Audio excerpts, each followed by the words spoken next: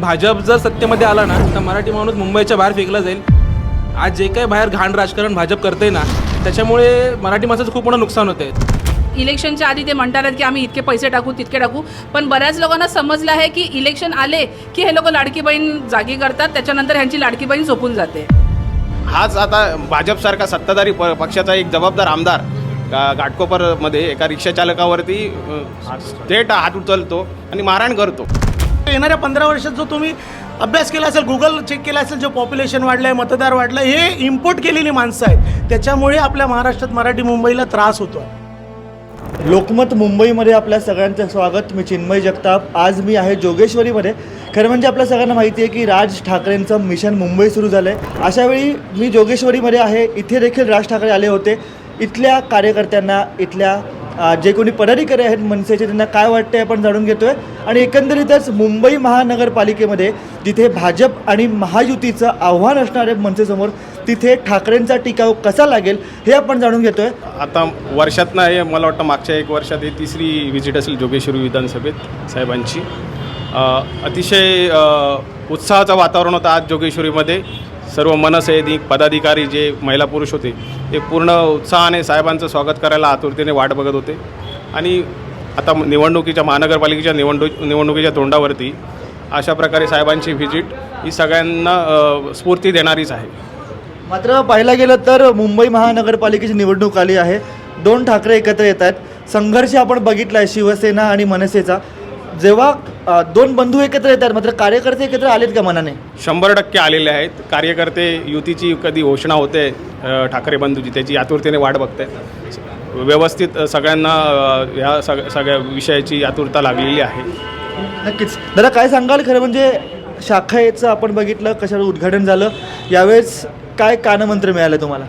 आता बृहन्मुंबई महानगरपालिकेच्या निवडणूक आहेत, तर यामुळे आमचा साहेबांनी जो कानमंत्र दिलेला आहे की जनतेच्या, आता मराठी माणसाचा जो विषय आहे तो आपल्याला मराठी माणूस जिथे संपत चालवलेला आहे, ज्या पक्षांनी हा मराठी माणूस संपवायचा विषय घेतलेला आहे, त्या मराठी माणसांना आता आम्हाला जागं करायचं आहे की मराठी माणसं तू जागा हो। आता ही जी मुंबई महानगरपालिका आहे, जर ही आपण घालवली तर आपण बोलतात ना, साहेबांनी सांगितलं वैराची रात्र आहे, ती काळजीपूर्वक घ्यायची। आणि साहेबांनी जो कानमंत्र दिलेला आहे मराठी माणसांना जागं करायचं, घराघरात पोचवायचं मनसे। आम्ही महाराष्ट्र नवनिर्माण सेनानी काय काम केलं आहे, राजसाहेबांनी काय विजन बघितलेलं आहे, अजूनपर्यंत महाराष्ट्राची जी ब्ल्यूप्रिंट आहे, ब्ल्यूप्रिंट ती राजसाहेबांशिवाय कुणी अजून दाखवलेली नाही आहे की राजसाहेबांना महाराष्ट्र कसा हवा आहे हे आपल्या मराठी माणसाने, महाराष्ट्रातल्या माणसाने जाणून घ्यावं। हा जो कार्ड खेळला जातो परप्रांतीय मराठी हा विषय असा काहीच नाही आहे। साहेबांचं एकच म्हणणं, जो महाराष्ट्रात राहतो तो मराठी आहे, त्या मराठी माणसासाठी साहेब लढणार आणि शेवटपर्यंत लढत राहणार आणि हे संघर्ष नेहमी चालत राहणार। प्रश्न असा होता की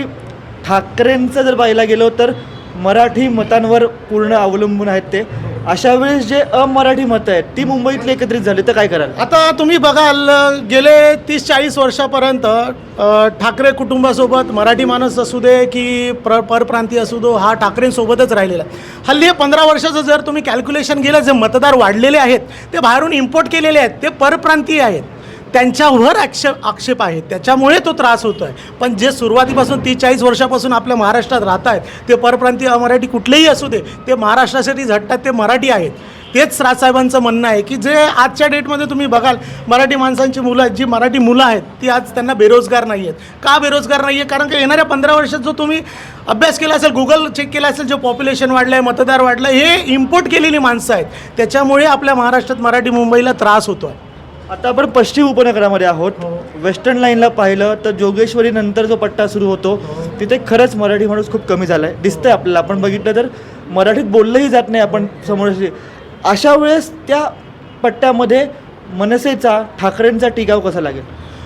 बघा, आता आपण हा जो नेरेटिव्ह पसरवला जातो ना, हा ॲक्च्युअल बघायला गेलं तर हा नेरेटिव्ह आहे। हा नेरेटिव्ह पसरवला जातो आहे की ठाकरेंसोबत नाही आहे, ठाकरेंसोबत नाही आहे। नेहमी ही मुंबईची ही जनता, महाराष्ट्रीय जनता ठाकरे कुटुंबासोबत आहे आणि नेहमी राहणार। नक्कीच आपण अजून काही लोकांशी बोलूया। काय सांगाल? खरं म्हणजे पाहायला गेलं तर खळखट्याक ही जी स्टाईल आहे आपली, ह्याच्यावर खूप टीका होते, माणसं दुरावतात ह्याच्यामुळे? मराठी माणूस तर दुरावणार नाही. पहिली गोष्ट म्हणजे खळकटात तुम्ही जे बोलताय म्हणजे मनसेने कधी सामान्य माणसावरती हात नाही उचलला. ज्या लोकांनी मराठीवरती टीका केली, मराठीच्या विरोधात गेले ना, त्यांच्यावरती त्यांनी हात उचलला आहे. आणि कालचीच गोष्ट पण बघूया, काल घाटकोपरमध्ये कुठल्या तरी एका रिक्षावाल्याला भाजपच्या कार्यकर्त्यांनी मारलं, त्याच्यावर आमदारांनी मारलं, तर त्याच्यावरती अजूनपर्यंत कोणी काही बोललेलं नाही आहे. पण हीच गोष्ट तर मनसेने केली असती ना, त्याच्यावरती 10 क्वेश्चन भाजपवाल्यांनी केले असते. त्याच्यामुळे ह्या गोष्टीला काही मीडियाने फुटेज पण मोठ्या प्रमाणावरती मीडियाने दाखवलं असतं. एकच व्हिडिओ वेगवेगळ्या अदलाबदली करून त्याची 100 वेळा दाखवला असता. पण हाच आता भाजपसारखा सत्ताधारी पक्षाचा एक जबाबदार आमदार घाटकोपरमध्ये एका रिक्षाचालकावरती थेट हात उचलतो आणि मारहाण करतो. जे सत्ताधारी आहेत, तुम्हाला कायद्याचं रक्षण करणं त्याच्यासाठी तुम्हाला निवडून दिलेलं आहे विधानमंडळात. तुम्ही अशा प्रकारे जर सामान्य माणसांवरती हात उचलत असाल तर ह्याच्यासारखी निषेधार्ह बाब नाही दुसरी. ही जर गोष्ट महाराष्ट्र नवनिर्माण सेनेच्या कुठल्या कार्यकर्त्यांनी केली असती ना, तर याच भाजपवाल्यांनी ही गोष्ट 10 वेळा खोटं नेरेटिव्ह पासून पुढे आणली असते. अजून पाहायला गेलो तर मनसेने पराभव खूप बघितलेत. 14 नंतर आतापर्यंत आपण बघितलं पराभवच बघितलेत. यंदा विजय मिळेल असं तुम्हाला काय वाटतंय? पक्षाने आजपर्यंत भरपूर अशी लोकांची कामं केलेली आहेत आणि वारंवार पक्षाने जेवढे पण आंदोलनं केलेली आहेत ती नेहमी लोकहिताचीच ठरलेली आहे.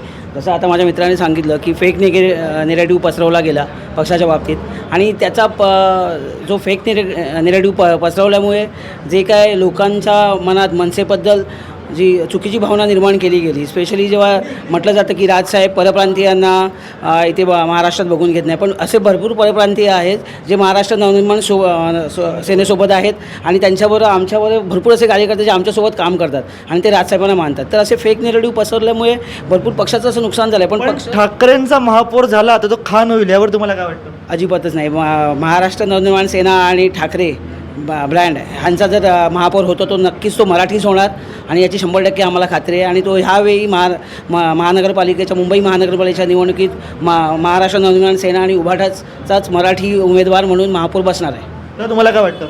नक्कीच मराठी माणसासाठी राजसाहेब ठाकरे नेहमीच त्यांच्या पाठीशी उभे राहतात. आज मराठीचा मुद्दा जर कोणी धरला असेल तर राजसाहेबांनीच धरलेला आहे. तुम्ही बघता प्रत्येक वेळी.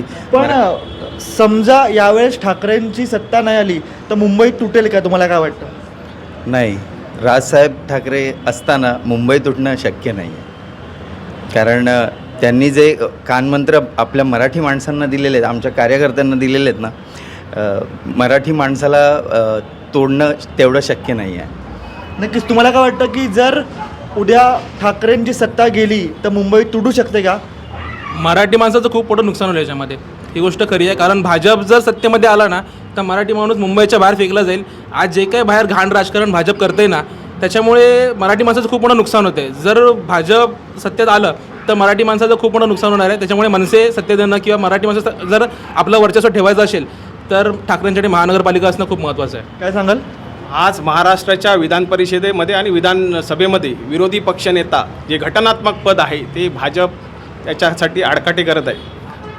2 उपमुख्यमंत्री जे घटनात्मक पदच नाही, परंतु विरोधकांचा जो आवाज, जनतेचा जो आवाज तिकडे गेला पाहिजे विधानमंडळात, तो दाबण्याचा प्रयत्न दिल्लीपासून गल्लीपर्यंत होत आहे. लोकशाहीला हे कुठेही शोभनीय नाही. मात्र जेव्हा आपण निवडणूक म्हणतो कोणतीही, तेव्हा प्रत्येकाला उभं राहायचं असतं निवडणुकीसाठी. आता 2 पक्ष एकत्र येत आहेत तर मनसेमध्ये कोणतीच बंडखोरी होणार नाही याची तुम्हाला गॅरंटी आहे? मनसेमध्ये कधी बंडखोरी होत नाही आणि ती कधी होणारसुद्धा नाही. कारण का महाराष्ट्र नवनिर्माण सेनेमध्ये जे आपले कार्यकर्ते आहेत सगळे महाराष्ट्र, आम्ही काही पदाधिकारी, आम्ही महाराष्ट्र सैनिकच आहोत. तर राजसाहेबांसाठी अजूनपर्यंत काही बंडखोरी कधी कोणी केलेली नाही आहे, नाही कधी कोण करणार आहे. जे बंडखोरी करतात तेच चोर आहेत, त्याला काही आपण रोखू शकत नाही. आणि आमच्यासारखे एकनिष्ठ कार्यकर्ते आहेत तर बंडखोरी होण्याचा प्रश्नच येत नाही. बऱ्याच महिलांना समजलं आहे की ही लोकं जी आहेत ही घरोघरी पैसे जाऊन देऊ शकत नाही आणि आमचा पूर्ण फोकस त्यांच्यावर होता. आणि त्यामुळे त्या लोकांनी हे लाडकी बहीणची योजना ही त्यांनी राबवली होती. आता बरेच लोक तुम्ही बघितले असेल सोशल मीडियावर बरेच व्हिडिओ व्हायरल होतात आहेत. लाडकी बहीण योजनेला लोक शिव्या घालतात आहेत आणि आम्ही हे फॉर्म भरले सुद्धा नाही, कारण की आम्हाला माहिती होतं हा मोठा स्कॅम आहे की घरोघरी कसं जायचं आणि कसं कोण काय रिॲक्शन देणार हे कोणाला माहिती नव्हतं. यांचे पॉकेट पोचले नाही ना, म्हणून ह्या लोकांनी हे लाडकी बहीण योजना ह्यांनी राबवलेली आहे. आणि यावेळी तरी आता त्यांनी इलेक्शनच्या आधी ते म्हणतात की आम्ही इतके पैसे टाकू तितके टाकू, पण बऱ्याच लोकांना समजलं आहे की इलेक्शन आले की हे लोक लाडकी बहीण जागी करतात, त्याच्यानंतर ह्यांची लाडकी बहीण झोपून जाते. मी इतकंच सांगेन, आता मागील आमच्या काही दिवसांनी आमचा एक मेळावा झाला होता बांद्र्याला, तेव्हा बरेच सोशल मीडियाची लोकं आणि तुमचे न्यूज चॅनलवाले पण होते. साहेबांनी आणि काही आमची लोकं होती, इंजिनियर्स होते, त्या लोकांनी तिकडे यांना डेमो दिला होता की EVMचा झोल हा कसा होतो. यावर मीडियाने जरा फोकस करला पाहिजे, ना की मराठी आणि अमराठी याच्यावर करला पाहिजे. कारण की ही न्यूज जी आहे ना की EVMचं बटन दाबल्यावर आता आम्ही मनसेला मत देतोय, त्याच्यानंतर आपोआप कसं EVMमध्ये ते ब्लॅक काच जी आहे ती लाईट बंद होऊन कसं आतमध्ये ती चिठ्ठी चेंज होते, याच्यावर जर मीडियाने जरा जास्त लक्ष दिलं ना तर ही न्यूज आहे ना प्रत्येक घराघरात जाईल. तुम्हाला मतदारांमध्ये काही घोळ दिसला याद्यांमध्ये? हो, याद्यांमध्ये आम्हाला जवळपास बोगस 4,320 नावं आम्हाला घोळ दिसलेले, दुबार मतदार दिसले, जे इथे राहतच नाही आहेत असेही काही मतदार होते. त्याच्यावरती आपण आक्षेप घातला. त्या आक्षेपानंतर आपले मतदार यादीतून काहीतरी 4,500 मतदार वगळण्यात आलेले आहेत. अजूनही काही आहेत, पण एवढं सांगतो, दुबार मतदार जिथे दिसेल, साहेबांनी आम्हाला काल मंत्र दिलेला आहे, त्याचा थोबाड आम्ही फोडणार. दुबार जिकडे भेटणार तिकडे त्याला फोडणार, हे 100%. एक BJPचं नॅरेटिव्ह सेट केलं आहे की हिंदू मुस्लिम.